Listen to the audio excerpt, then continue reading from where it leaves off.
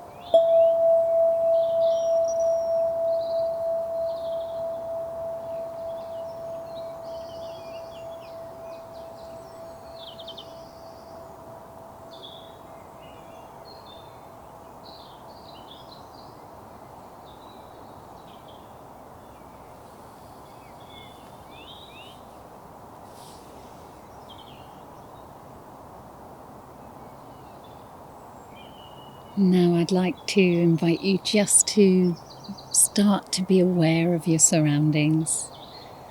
And if you've closed your eyes during the sounds, now's a good time just to start to blink your eyes open slowly.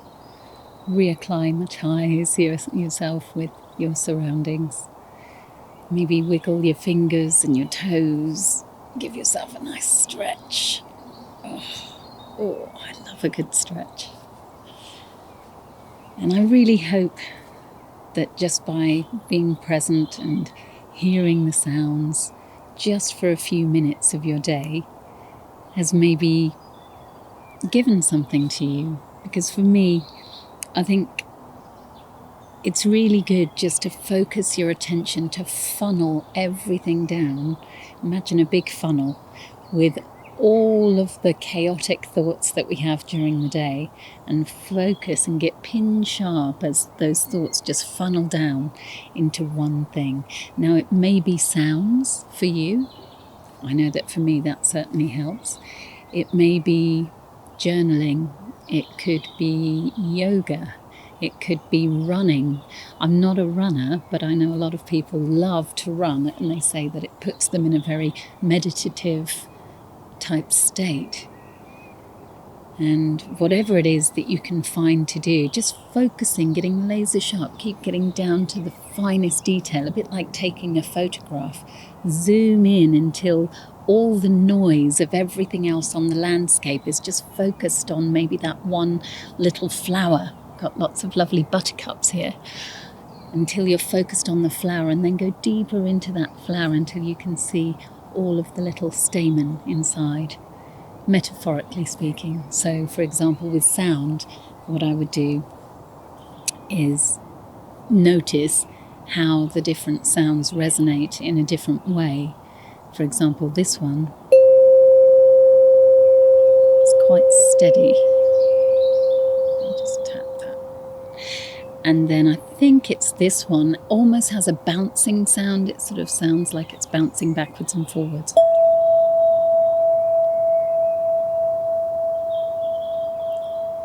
So whether it's sound or it's just your surroundings and you're going for a walk and you notice a dog playing, start to notice just those little things, like what is the dog enjoying?